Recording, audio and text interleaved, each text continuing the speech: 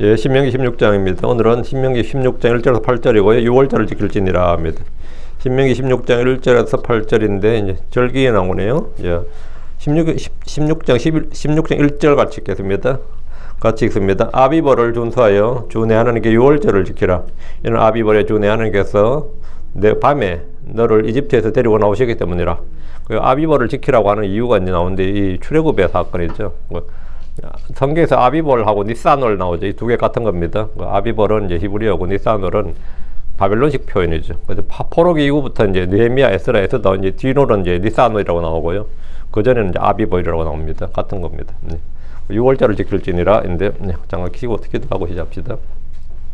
위대하시고 거룩한 주 하나님 감사합니다. 이 아침에 주의 영을 충만케 하시고 은혜 많이 베풀어 주셔서 저희가 주 앞에서 주의 말씀을 잘 듣게 하시고 또 이 말씀을 잘 믿고 또 마음속에서 이 말씀을 잘 간직하도록 또 이 말씀을 잘 사용할 수 있도록 도와주시옵소서.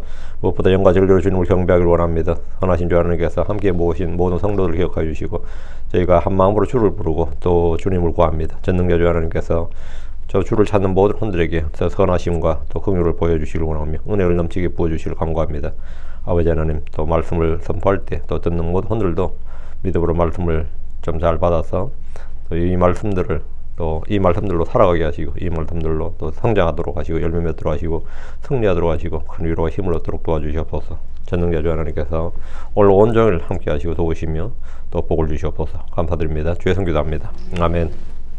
예, 오늘 공부할 말씀은 6월절을 지킬지니라 합니다. 신명기 16장 이스라엘 3대 절기, 무교절 77절, 초막절.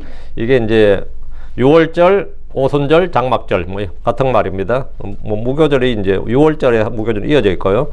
그다음 77절은 이제 오순절이라고 불리기도 하고, 다음에 이제 초막절, 이제 장막절이라고 부르는 겁니다. 이름이 두 가지씩 있는데, 이제 무교절, 6월절은 다른 명절이에요. 6월절이라 불리는 무교절, 또 무교절이라 불리는 14일 밤이 6월절이고 15일부터 일주일간은 무교절이고요. 누룩 없는 빵의 명절이죠. 그리고 다음에 77절 오순절 같은 거고요.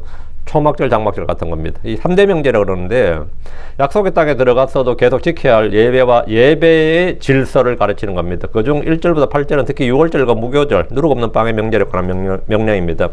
이스라엘의 절기는 여느 다른 민족 나라의 명절과 달리 주님께서 친히 그 날짜와 지켜야 할 날수를 정해주셨고, 날짜가 몇 월 며칠 날 하라, 다음에 날수 며칠간 하라, 이 날수를 지정해 주셨고 지켜야 하는 방법도 말씀해 주셨습니다. 그 중에 6월절은 하나님께서 이스라엘을 이집트에서 구원하신 출애굽의 핵심 사건 중심에 있습니다. 어린 양의 피가 문설주와 문인방에 발라졌을 때 파멸의 전사가, 죽음의 전사죠. 파멸의 전사가 그 집을 패스오버 넘어가서 그 집의 장자를 이스라엘 전역의 장자를 죽일 때 이스라엘 집의 장자를 죽이지 않았습니다.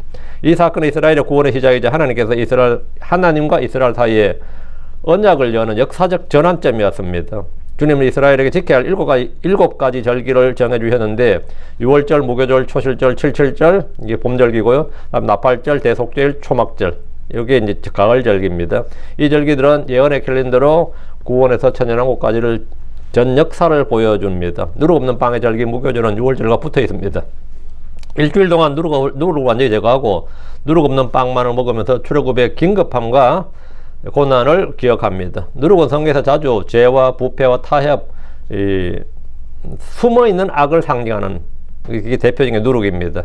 이스라엘은 출애굽의 은혜를 기념할 뿐 아니라 동시에 누룩, 죄의 삶을 청산하고 거룩하게 살라는 부르심을 함께 기억해야 됩니다. 예수는 우리의 6월절 어린 양이시고 세상 죄를 져가는 하나님의 어린 양입니다. 예수님은 하나님 어린 양으로서 우리의 6월절 희생 헌물이 되셨습니다. 그분의 피 아래 있는 사람들은 하나님의 심판이 넘어갑니다. 그리고 구원을 받은 우리는 더 이상 옛 누룩인 옛 사람이나 옛 습관이나 죄악된 세상 방식 이런 걸 가지고 사는 것이 아니라 그것을 다 제거하고 즉 신실함과 진리와 거룩함의 삶을 살아야 됩니다. 신명기 16장 1절에서 8절은 단순히 옛 이스라엘의 절기를 규정하는 것이 아니라 오늘날 우리에게 구원의 은혜를 기억하라. 누룩 없는 삶, 곧 정결한 삶을 살라. 하나님 이름을 두신 곳 오늘날 그리스도 안에서 예배를 소중히 여기라는 교훈을 줍니다. 자, 본문 보겠습니다. 1절입니다. 아비벌을 준수하여 주 내 하나님께 6월절을 지킬지니라. 6월절을 지킬지니라. 이는 아비벌에 주 내 하나님께서 밤에 너를 이집트에서 데리고 나오시기 때문이라. 주께서 아비벌을 준수하라고 하셨는데 이 달은 출애굽의 밤이 있었던 달이고요.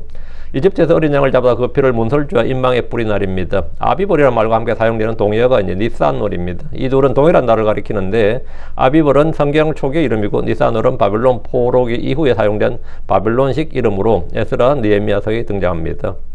지금의 3월 또는 4월에 해당합니다. 음력이니까 지금 한 3월, 3, 4월에 해당합니다.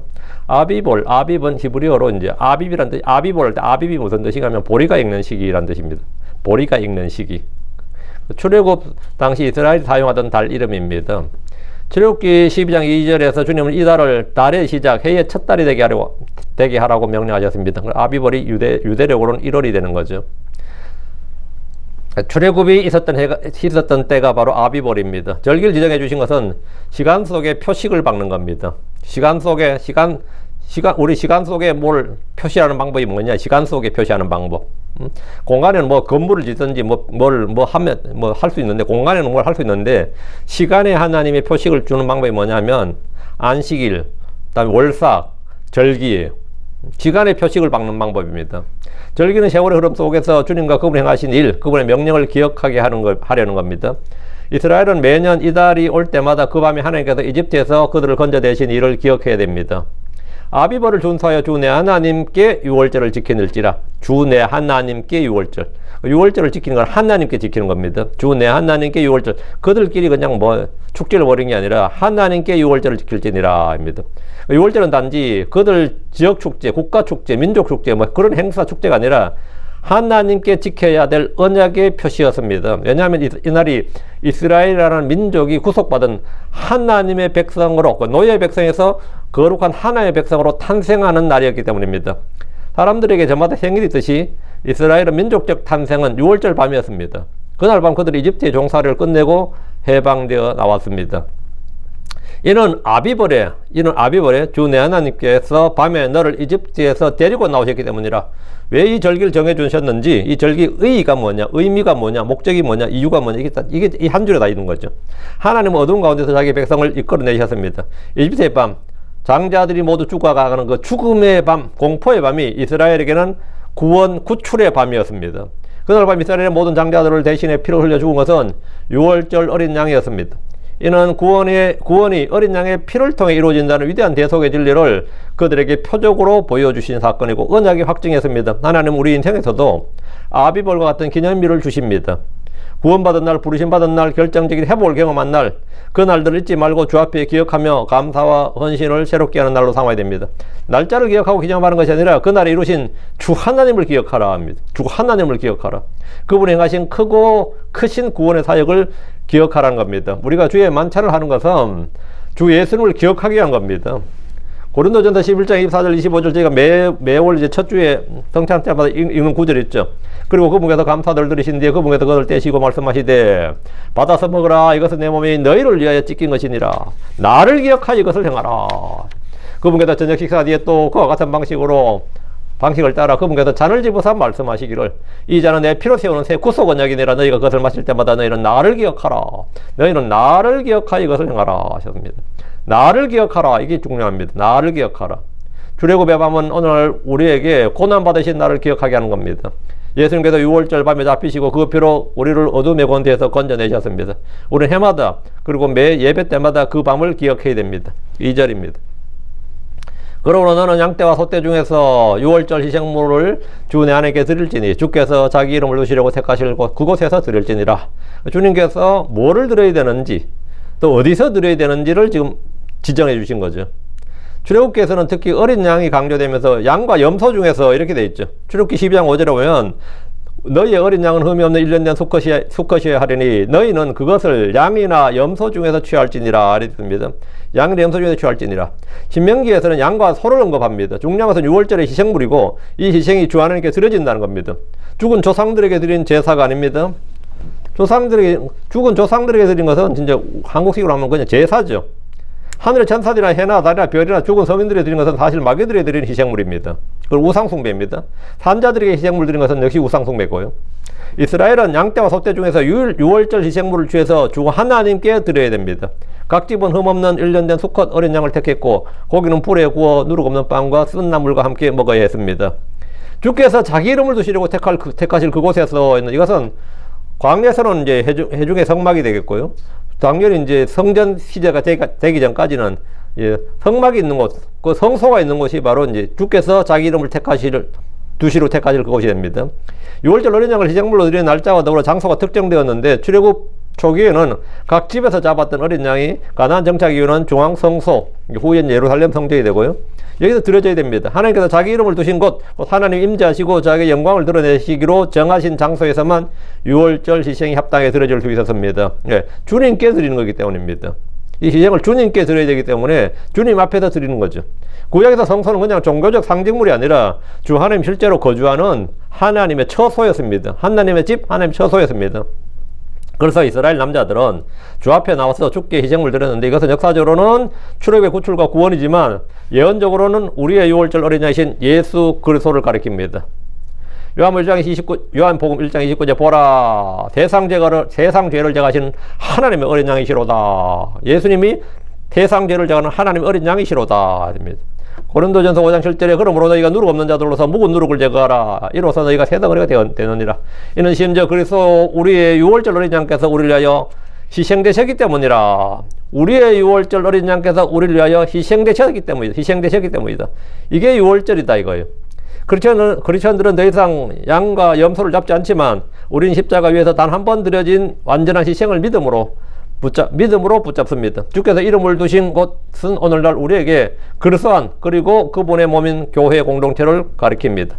아무 곳에서나 아무 방식으로 하나님을 섬기는 것이 아니라 하나님께서 지정하신 방식 곧 그리스도를 통해서만 하나님께 나아갈 수 있습니다. 예수님의 마지막 만찬은 단순한 식사가 아니라 6월절 만찬이었습니다. 주님께서 제자들과 우리가 주로 성만찬을 그는 6월절 만찬이었습니다. 예수님은 6월절 식사 중에 다음과 같이 말씀하셨습니다. 받아서 먹으라 이것은 내 몸이니라. 받아서 먹으라 이것은 내 몸이니라. 이것은 내 몸이 너희를 위하여 찢긴 것이니라. 주님께서 그 의미를 정확히 딱 말씀하셨어요. 이것은 내 몸이니라. 이것은 너희를 위하여 찢긴 것이니라. 마태복음 26장 28절에도 이는 이것이 나의 피 곧 새 구속 언약의 피이기 때문이니 이 피는 죄들의 사면을 위하여 많은 사람을 위하여 흘려지는 것이니라. 고린도전 11장 25절 이자는 내 피로 세우는 새 구속 언약이라. 너희가 그것을 마실 때마다 너희는 나를 기억하여 이것을 행하라. 즉 예수님은 6월절 어린 양의 자리를 스스로 대신하신 겁니다. 출애굽기의 6월절 희생은 예수님의 십자가의 죽음을 미리 보여주는 그림자였습니다. 이는 6월절 어린 양의 고기와 피가 담당하던 역할을 예수님 자신이 완전히 성취하셨다는 선언입니다. 역사적으로 6월절은 이집트의 종살이에서 해방을 의미했습니다. 예수님의 십자가는 죄의 종살이에서 해방을 의미합니다. 3절입니다. 너는 그것과 함께 누룩 있는 빵을 먹을지니라. 7날 동안 너는 그것과 함께 누룩 없는 빵 곧 고난의 빵을 먹을지니. 누룩 없는 빵은 무슨 빵이라고요? 고난의 빵이다. 누룩 없는 빵은 고난의 빵이다. 이 정의가 딱 되어 있어요. 고난의 빵을 먹을지니. 성도의 삶은 뭐냐면 고난의 삶이에요. 성도의 삶이란 건 고난의 삶이라고. 이는 내가 급히 이집트 땅에서 나왔기 때문이니라. 이것은 내 평생에 내가 이집트 땅에서 나온 날을 기억하게 하려면이라. 왜 이 누룩 없는 빵을 먹게 했느냐 이거. 그것도 일주일간이나 이래 동안 이렇게 했느냐. 내 평생 동안 이 절기 동안 말고 이 절기 동안만 기억하는 게 아니라 내 평생 동안 내 평생에 내가 이집트 땅에서 나온 날을 기억하게 하려 함이니라.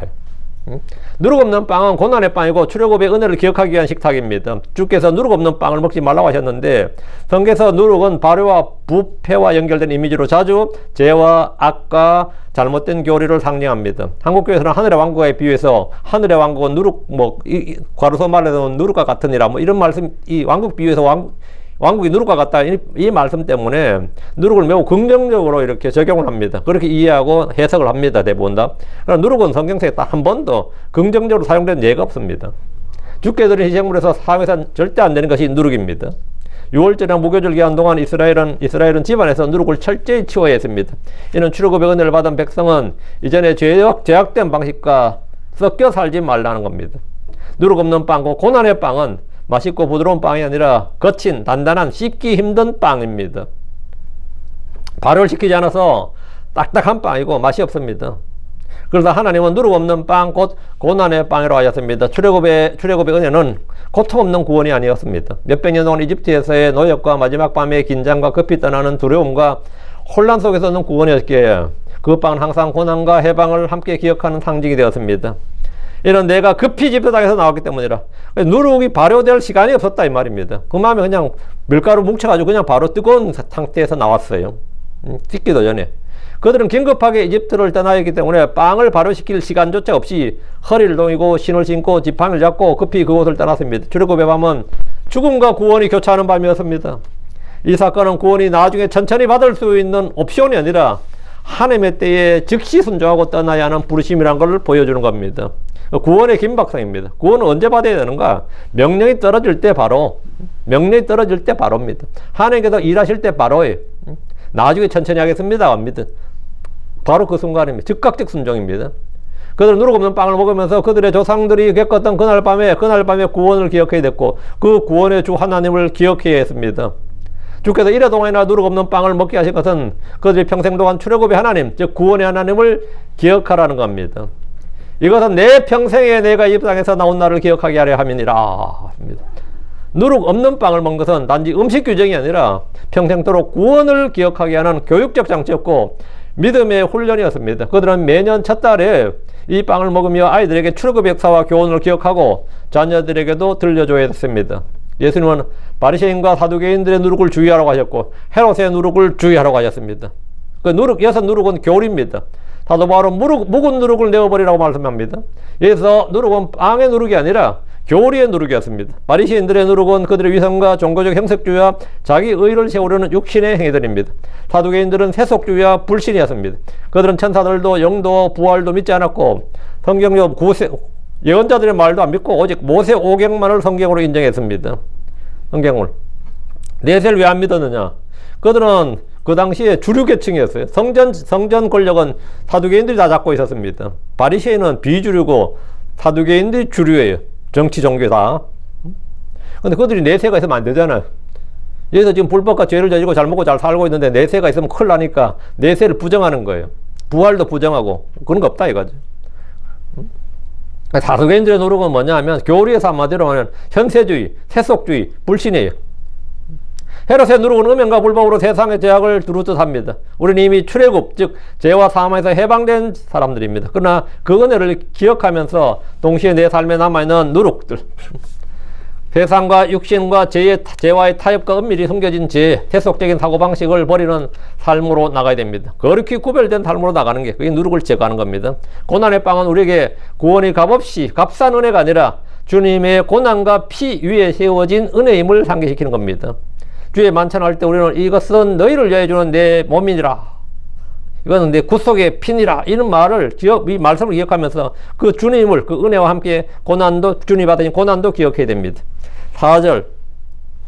이래 동안 내 모든 지경 안에서 너와 함께 누룩 있는 빵이 보이지 아니할 것이며 또한 내가 첫날 저녁에 희생한 그 고기 어떤 것도 아침까지 밤새도록 남겨두지 말지니라. 이래 동안 하면 일주일, 이 이래는 뭐냐, 한 주를 말하는데 모든 날을 가리키는 말입니다. 제육법이라고 그러죠. 제육법이라 그래. 이거를 우리가 빵과 음료 하면 양식을 다 가리키는 말이죠. 뭐 칼이 뭐 펜보다 펜이 칼보다 더 강하다 할 때는 펜이 뭐고 칼이 뭔지 그냥 그 작은 걸 들어서 전체를 나타내는 말인데 성경에서 일주일 1회는 항상 전체를 말해요. 전날을 1회라 그래. 1회 하면 성경 7진법을 쓰기 때문에 1회 하면 전체를 말합니다. 전체. 내 모든 지경 안에서 누룩 있는 빵이 보이지 않을 것이며, 이 말씀은 그들이 사는 집이나 성내나 도시들만이 아니라 내 모든 지경, 모든 지역이란 특정 지역이 아니라 이스라엘 사람이 사는 모든 지역으로 이는 개인뿐 아니라 공동체 전체에서 누룩을 제거하라 이겁니다. 제거하라. 죄와 누룩은 내 문제를 넘어서 공동체 전체를 오염시키는 힘이 있습니다. 그 고기에 어떤 것도 아침까지 남겨두지 말지니라 했는데 6월절 희생의 고기를 밤새도록 남겨두지 말라는 명령은 출애굽기의 밤에 주어진 명령과 연결됩니다. 이는 이 희생이 특별하고 거룩한 것이고 일상적인 음식처럼 여기지 말라는 겁니다. 동시에 6월절의 사건은 어제와 오늘, 내일 아무 때나가 아니라 하나님이 정하신 그 밤에 이루어진 유일한 사건임을 상기시켜 줍니다. 이 명령은 오늘날 우리에게도 그대로 적용됩니다. 누룩을 제거하라는 명령은 한 개인의 경건을 넘어서 교회 전체의 거룩과 연결됩니다. 사도 바울은 고린도 교회 안에 죄를 다루면서 너희의 적은 누룩이 온 덩어리를 뜨게 함을 알지 못하느냐. 너희의 적은 누룩이 온 덩어리를 뜨게 함을 알지 못하느냐. 누룩을 제거하고 유월절 저녁에 희생으로 드린 고기에 어떤 것도 남겨두지 않는 것처럼 우리 역시 죄와 세상과 육신에 대한 완전한 제거와 단절이 필요합니다. 주께서 누룩 있는 빵이 보이지 않게 하라. 희생한 그 고기에 어떤 것도 아침까지 밤새도록 남겨두지 말라고 하신 것처럼 우리는 육신의 정욕과 탐욕과 안목의 정욕, 탐심 등을 완전히 제거하고 단절해야 됩니다. 그리고 그것들을 이건 천천히, 이 습관은 천천히 끊겠습니다. 그런 거 없어요. 이건 천천히 끊겠습니다. 그러니까 단박에 끊어야 됩니다. 이게 죄라고 내가 죄라고 판단하고 죄라고 생각됐다 그러면 그걸 그날 단번에 끊어야지 서서히 이겨나가겠다고. 그런 건 없어. 서서히 앞으로 이제 서서히 이겨나가겠죠. 서서히란 건 없습니다. 단번에 끝이 냅니다. 5절입니다.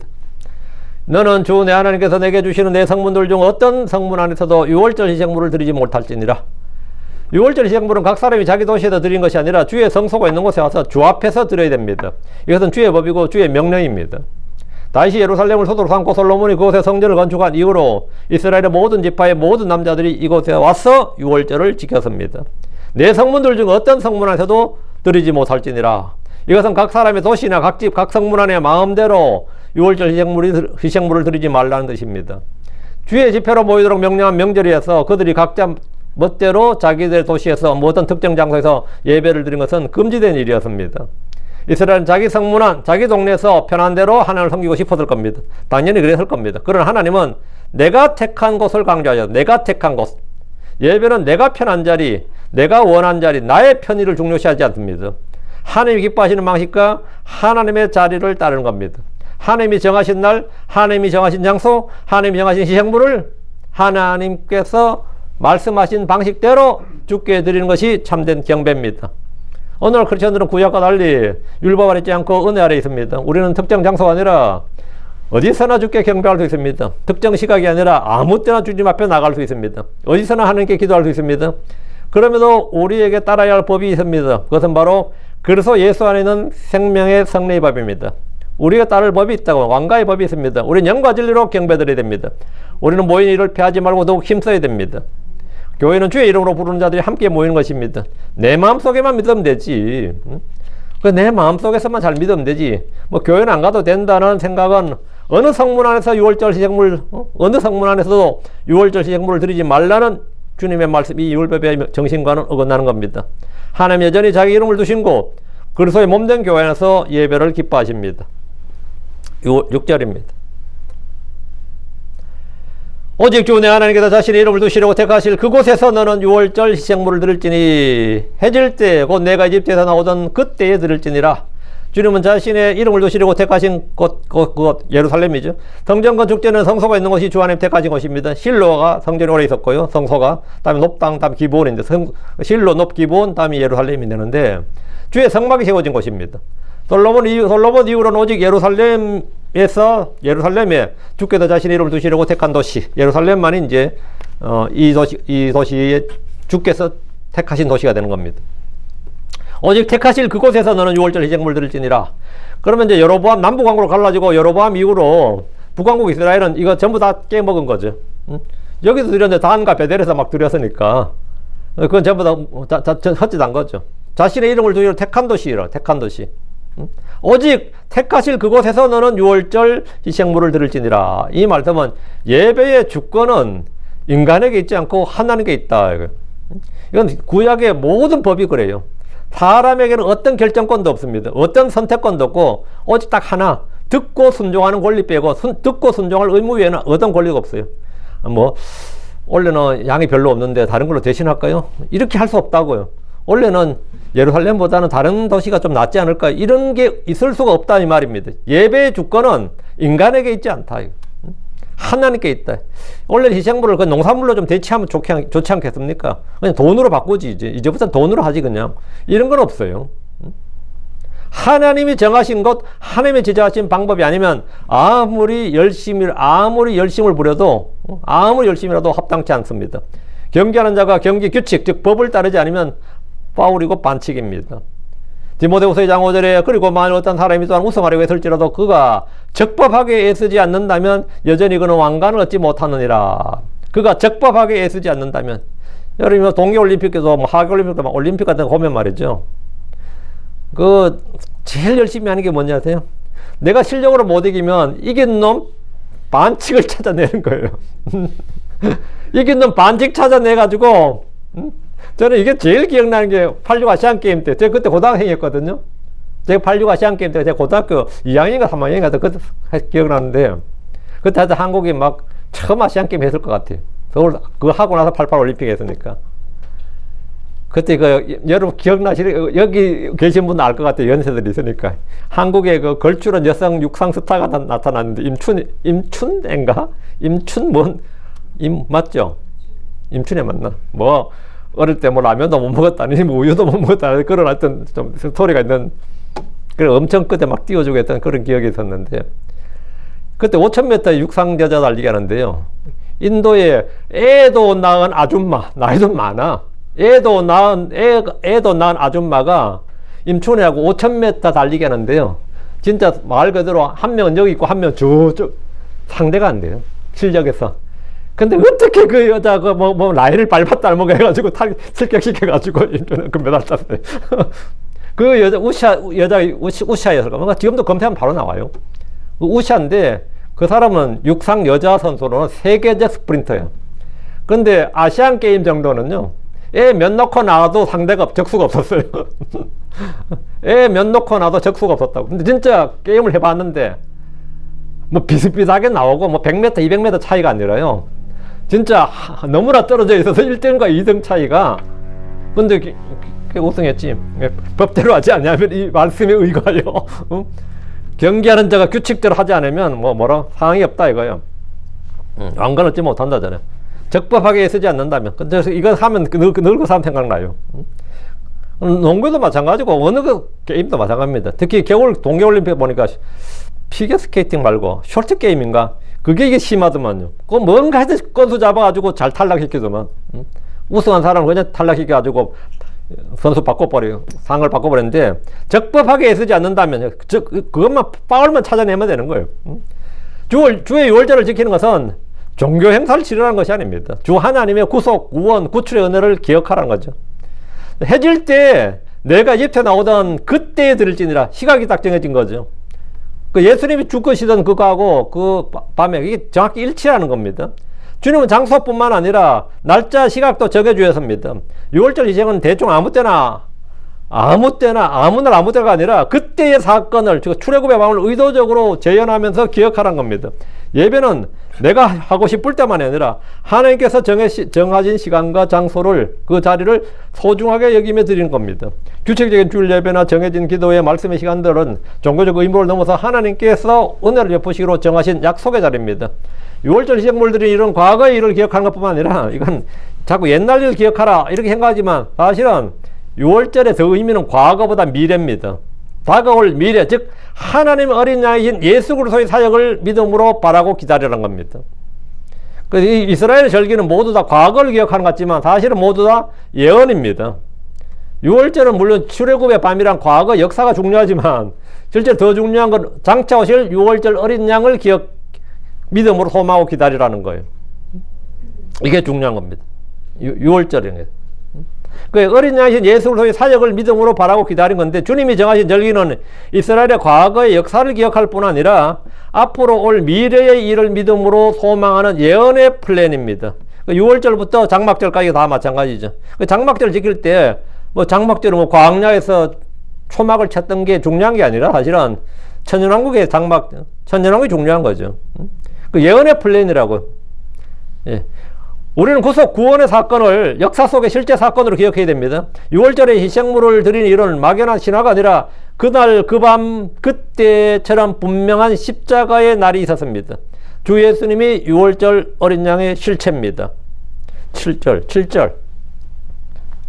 또 너는 그것을 주 내 하나님께서 택하실 그곳에서 구워 먹을지니, 아침에 내가 돌아가 내 장막들로 갈지니라. 또 너는 그것을 그곳에서 구워 먹을지니. 6월절 희생은 단지 제단에서 태워 올리고 끝나는 제사의식이 아니라 하나님 앞에서 함께 먹는 잔치고 역사의 기억 현장이고 예언의 성취를 고대하는 믿음과 소망의 예비의식이었습니다. 희생제물은 하나님께 올려드리면서 동시에 하나님이 주신 구원을 기뻐하며 함께 나누어 먹는 교제의 시간입니다. 아침에 내가 돌아가 내 장막들로 갈지니라. 예배를 드리고 거룩한 자리로 나왔다가 결국은 우리는 다시 자기 장막, 자기 일상으로 돌아갑니다. 예배는 현실 높이가 아니라 다시 일상으로 돌아가기 위한 재충전과 재헌신의 자리입니다. 우리는 예배당에서만 거룩한 사람이 아니라 예배 후에 각자 장막, 가정이나 직장이나 학교로 돌아가서 6월절 하나님의 십자가의 주님을 기억하고 그렇게 사는 사람입니다. 하나님 앞에서 함께 먹고 마시는 것은 오늘날 우리의 성찬, 교제, 식탁의 교제를 떠올리게 합니다. 그래서 여러분 지금 이 예배를 드리고 점심 식사하는 데까지가 전부 다 예배 시간이라고 봐야 돼요. 전체 교제와 예배 시간, 그까지가 다 예배 시간입니다. 하나님 앞에서 함께 먹고 마시는 것은 오늘 우리의 이 식탁의 교제를 떠올리는 겁니다. 우리는 함께 먹고 다시 흩어지지만 그 식탁 위에서 나눈 은혜를 각자의 삶의 자리에서 실천해야 됩니다. 8절입니다. 여세 동안 너는 누룩 없는 빵을 먹을지니 이랬째 날에는 주 내 하나님을 위하여 엄숙한 집회가 있을 것이요 너는 그 날에 어떤 일도 하지 말지니라. 여세 동안 너는 누룩 없는 빵을 먹을지니 일주일 전체가 무교절 기간인데 이스라엘은 누룩 없는 빵을 먹습니다. 그 이랬째는 이제 그 여세 동안은 그냥 먹고 일상생활을 하지만 이랬째는 집회를 하라 이 말이죠. 예. 그 이는 단순한 하루 행사가 아니라 7일 내내 이어지는 연속적 헌신입니다. 구원은 하루의 사건이지만 그 구원을 살아내는 삶은 날마다 누룩 없는 빵을 먹는 삶입니다. 이랬째는 주 내 하나님을 위하여 엄숙한 집회가 있을 것이요. 했는데 마지막 날 하나님께서는 특별한 공동체 예배 성회를 명하셨습니다. 이날은 주 내 하나님을 위하여 집회는 왜 하느냐 이거죠. 주 내 하나님을 위하여 모이는 날입니다. 구원의 기쁨으로 한 주간을 보내고 마지막에 다시 공동체가 모여서 하나님을 높이고 감사하는 겁니다. 너는 그날에 어떤 일도 하지 말지니라. 이날은 일상의 노동을 멈추고 온전히 하나님께 집중하는 날입니다. 하나님께서 이스라엘의 시간을 거룩하게 구별하시는 장면입니다. 우리는 매일 누룩 없는 빵, 그 죄를 멸하고 거룩한 선을 택하는 삶을 살아야 됩니다. 구원은 과거에 한번 받은 은혜로 끝나는 것이 아니라 현재 진행형으로 매일의 삶 속에서 묵상하고 실천하는 은혜입니다. 엄숙한 집회, 어떤 일도 하지 말라는 말씀은 오늘 우리의 이 주일과 예배의 날을 가볍게 여기지 말라는 겁니다. 하나님께서 온전히 시선을 돌린 시간, 하나님을 위해 시간을 따로 떼어드리는 습관은 영적으로 건강한 성도, 교회의 필수적인 일입니다. 자, 오늘 결론입니다. 구원받은 성도는 누룩 없는 빵으로 사는 6월절의 백성입니다. 신명기 16장 1절부터 8절까지 했는데 이 가르침이 굉장히 단순합니다. 너는 출애굽의 은혜, 구원의 은혜를 잊지 말라. 6월절을 향해 피 아래 구원받은 백성답게 누룩 없는 빵, 곧 죄 없는 삶, 거룩한 삶, 진실한 삶을 살라는 겁니다. 각자의 편에 따라 하나님을 섬기지 말고 하나님께서 이름을 두신 곳, 하나님이 정하신 방식, 꼭 그리스도 안에서 예배를 소중히 하라. 예배 자리에서 은혜를 받은 뒤에는 다시 각자의 장막으로 돌아가서 6월절에 하나님을 기억하면서 살아라는 겁니다. 오늘 우리에게도 이 말씀을 신약적으로 적용하면 한 문장으로 요약할 수 있습니다. 한 문장으로. 우리의 6월절 어린 양이신 그리스도의 피 아래서 옛 묵은 누룩을 벗어버리고 신실함과 진리의 누룩 없는 빵으로 살고 하나님이 정하신 예배의 자리와 시간을 거룩히 따로 떼어내어 구별하라. 이거예요. 그리고 그날에는 함께 모일 때는 함께 모이라. 이거예요. 함께 모일 때는 함께 모이라. 이거예요. 여섯째 난 누룩 없는 빵을 먹고 살다가 각자 장으로 돌아와 살다가 이랬째 나는 엄숙한 집회로 모일지니 너는 그날에 아무 일도 하지 말지니라. 여러분 바로 그런 삶의 패턴을 우리가 지금 살고 있는 겁니다. 그리스도인들은 다 이 삶의 패턴을 그냥 그 샘플을 따라서 구약의 샘플 본보기를 따라서 신약에서도 아주 그렇게 살고 있는 거죠 우리가. 예.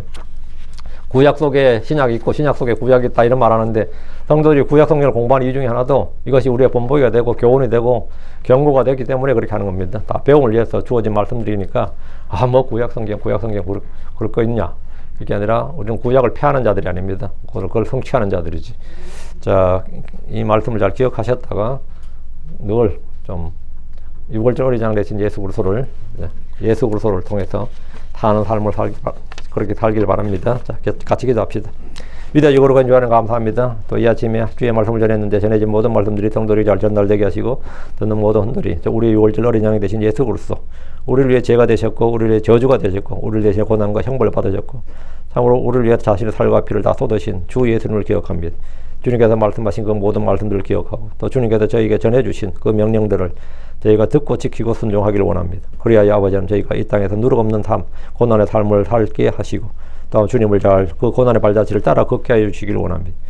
주님께서 누구든지 나를 따라오려거든 자기를 부인하고 날마다 자기 십자가를 지고 나를 따를지니라 말씀하셨는데 저희가 듣기만 하고 그냥 말로만 아멘 한 뒤에는 아무 생각 없이 사는 때가 많이 있습니다.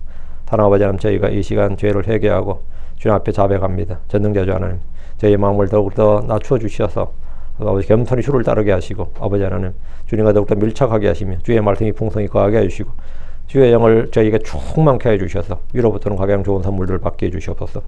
각자 삶이 살다 보면 아버지 하나님 주님을 잊어버릴 때가 많고 주의 말씀도 생각나지 않을 때가 많습니다.